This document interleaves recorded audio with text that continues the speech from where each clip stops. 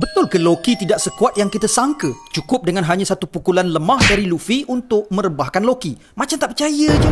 So guys, spoiler 1143 dah keluar dan dalam chapter kali ini dikatakan cover story untuk itu direhatkan dan digantikan dengan cover request dengan menampilkan Mugiwara Pirates tengah berlumba menaiki ikan terbang, dan khabar manisnya adalah next week tak ada break. So next week manga akan keluar macam biasa atau macam luar biasa. Dalam spoiler kali ini akan kembali memberi sorotan soal penculikan kanak-kanak gergasi yang berlaku di Elbaf, dan kita juga turut mengetahui devil fruit apa yang dimakan oleh Sommers dan Killingham. Sementara itu, kita juga dapat mengetahui kisah selanjutnya yang berlaku di Underworld. Seperti biasa, kalau korang suka dengan channel ini, jangan lupa untuk donate di social bus aku yang aku dah pin di ruangan komen. Okay? Thank you nakama yang sudi berbagi, dan jom let's proceed with the content. Ikuzo, Yarodomo.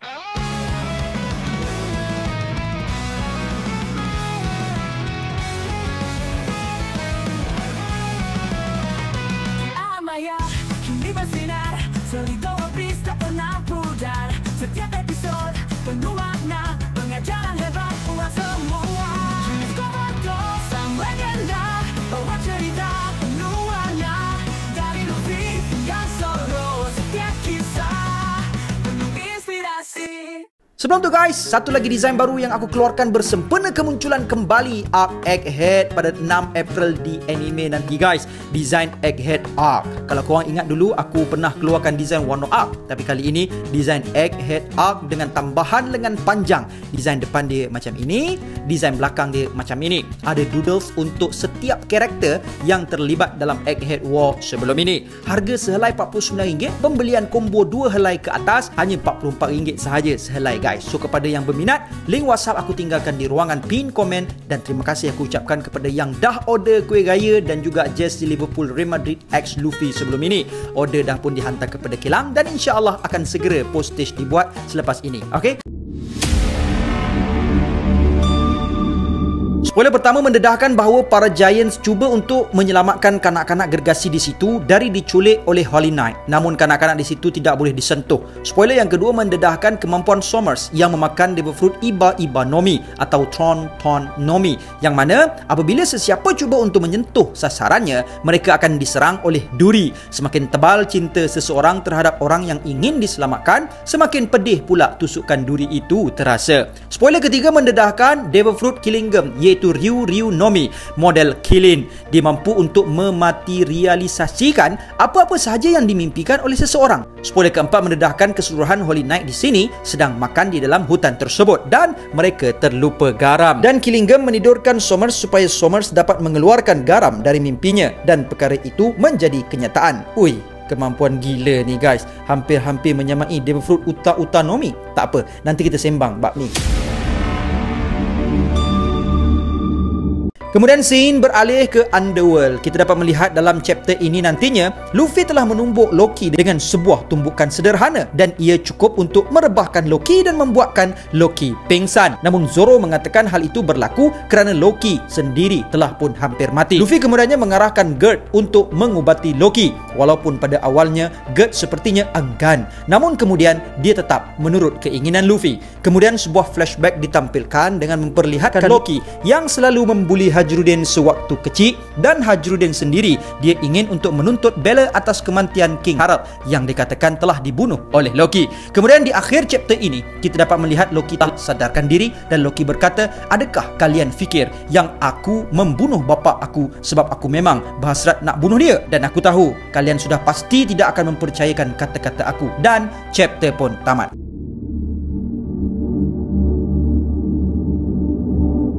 So guys, mari kita sedikit mengupas apa yang berlaku dalam spoiler ini. First, kita ada sorotan penculikan dekat sini. Sebelum ni aku ada highlight 4 perkara yang menjadi polemik untuk insiden ini, iaitu siapakah yang menidurkan kanak-kanak gergasi di situ. Kedua, siapakah yang menjelmakan lukisan-lukisan mereka. Ketiga, adakah Angie pengkhianat. Keempat, adakah budak-budak di situ untouchable. Dan tak sangka 3 dari persoalan aku tersebut terjawab dalam chapter kali ini. Dan sebelum ni aku ada join live Mr. Morch, dan tak sangka Mr. Morch kagum dengan huraian aku sebab teori dia berbeza berbeza dengan teori aku. Mr. Morse berteorikan isu yang berlaku ini adalah perbuatan dari satu orang Holy Knight. Tapi aku berteorikan insiden yang berlaku ini adalah gabungan kekuatan semua Holy Knight ketiga-tiga mereka yang ada di situ secara kolektif, iaitu seperti yang didedahkan dalam spoiler ini. Kimi Scaverto says, Shamrock said in chapter 1140, with your combined powers we could make a game out of this, so I guess. Put to sleep by killing him, sleepwalking is Gunko's arrow, monsters Ainge, who's the traitor, plus Sommers. Untouchable sleeping kids is killing him. Oh, okay. So maybe everything is... So you're thinking that the... I could see that. I like that explanation. I think that makes a lot of sense. Punca aku mengatakan sedemikian adalah di akhir chapter 1140, Shamrock mengatakan, with your combined powers, we could make game out of this. Atau bermaksud, dengan gabungan kuasa kalian, kita boleh hasilkan game di sini. Jadi nampaknya ketiga-tiga Holy Knight di situ menggunakan kemampuan mereka tersendiri. Killingham menidurkan dan mematerialkan apa-apa yang ada dalam mimpi seseorang. Setelah kanak-kanak di situ tidur, Gunko menggunakan kemampuan nominya untuk memimpin budak-budak gergasi itu ke pantai. Dan kemampuan Sommers adalah untuk memilih sasarannya, dan siapa-siapa sahaja yang menyentuh sasarannya akan terkena tusukan duri. Jadi 3 dari 4 perkara yang aku highlight sebelum ini dijawab dalam chapter ini, cuma masih lagi menantikan confirmation berkenaan Angie. Adakah dia berkhianat ataupun tidak? Dan dalam teori aku sebelum ini juga mencadangkan berkemungkinan setelah Wano akan ada lebih banyak Mythical Devil Fruit diperkenalkan. Dan reason aku mengatakan sedemikian adalah Mythical Devil Fruit adalah yang terpaling rare dalam dunia One Piece, bahkan mengatasi Logia seperti yang diperkatakan oleh Kizaru dalam Marineford War. Cuma aku tak ingat dalam video mana aku cakap perkara tersebut, namun reasoning aku mengatakan sedemikian adalah seperti mana kita dapat melihat trend penceritaan Oda terhadap kemampuan Devil Fruit.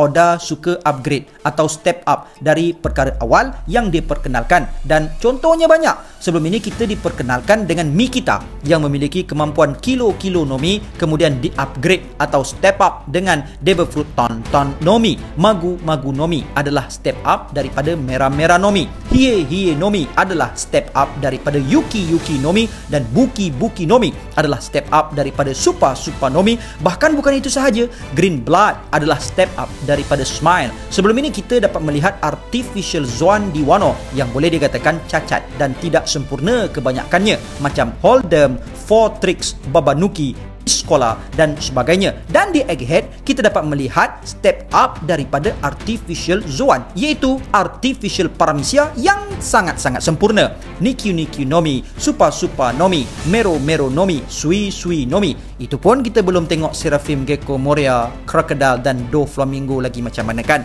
Dan sebab aku cakap akan ada banyak Mythical Zoan diperkenalkan sebelum ini pun reasonnya sama.